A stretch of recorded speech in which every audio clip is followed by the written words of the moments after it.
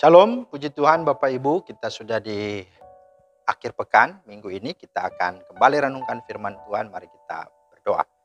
Segala puji syukur hanya bagi-Mu ya Tuhan yang sudah menyertai kami sepanjang minggu ini dalam perenungan kami. Dan inilah hari yang ke-6 kami hendak merenungkan kembali. Mohon hikmat dan pengertian Roh Kudus. Demi nama Yesus kami berdoa. Amin.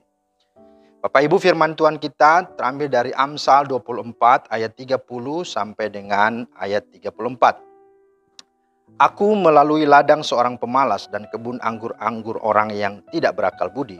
Lihatlah, semua itu ditumbuhi onak, tanahnya tertutup dengan jeruji, dari temboknya sudah roboh. Aku memandangnya, aku memperhatikannya, aku melihatnya dan menarik suatu pelajaran. Tidur sebentar lagi, mengantuk sebentar lagi, melipat tangan sebentar lagi untuk tinggal berbaring. Maka datanglah kemiskinan seperti seorang penyerbu, dari kekurangan seperti orang yang bersenjata. Itulah firman Tuhan yang menjadi dasar renungan kita hari ini. Tema kita pada renungan hari ini adalah akibat malas dan tidak berakal budi.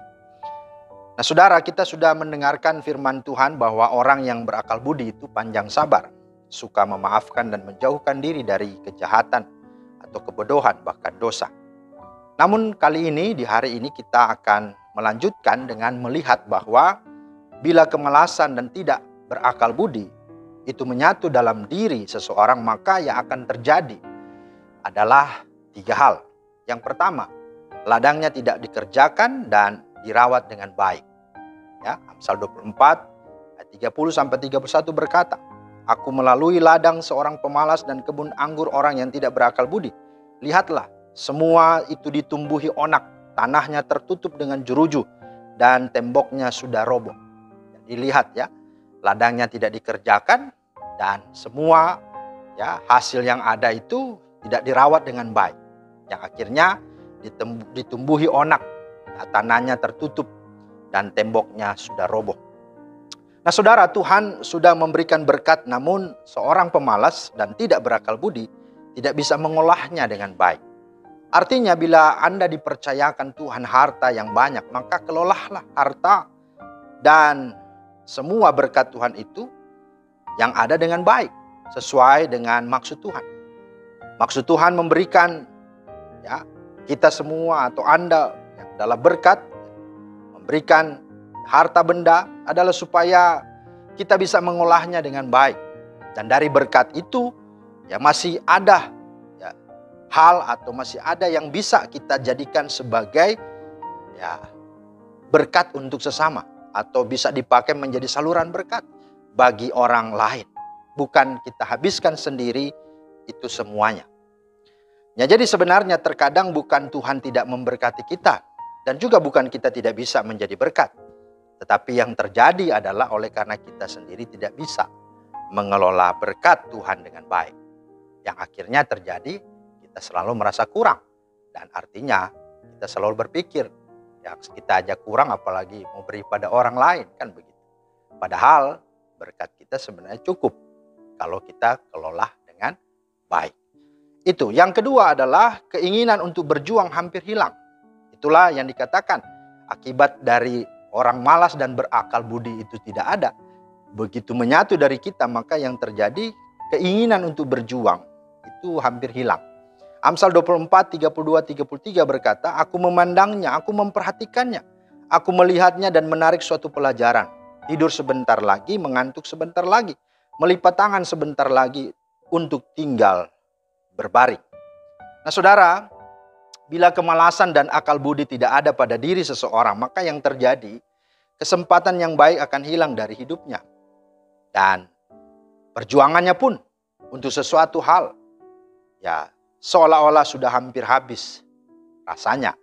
Ya, itu sehingga yang terjadi ada dalam ciri-ciri orang-orang yang disebut pemalas dan tidak berakal budi. Seperti apa itu? Ya, suka menunda-nunda.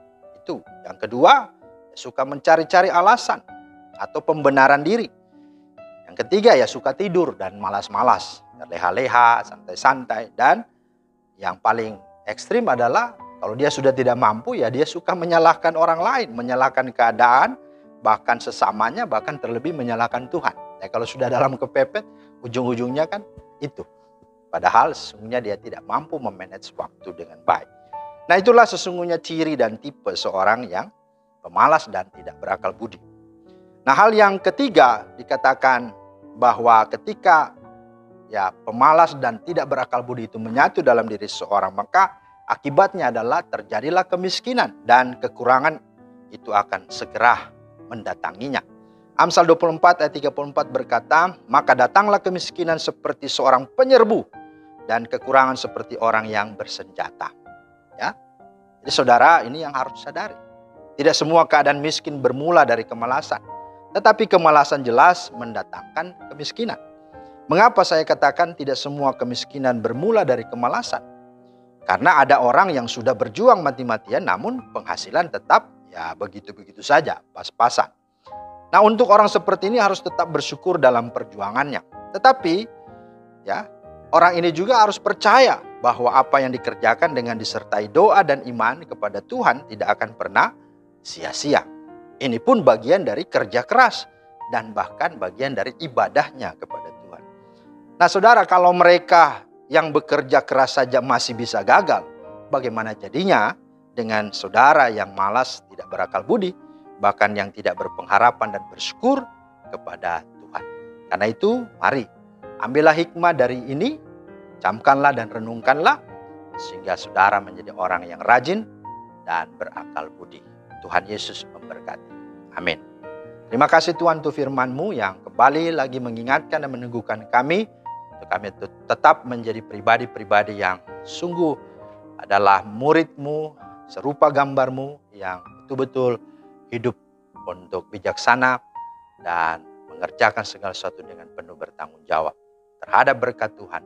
Dan biarlah kami boleh menjadi saluran berkat. Demi Kristus kami berdoa. Amin. Demikianlah firman Tuhan hari ini, kiranya menjadi berkat. Selamat beraktivitas dan berakhir pekan. Tuhan Yesus memberkati. Shalom.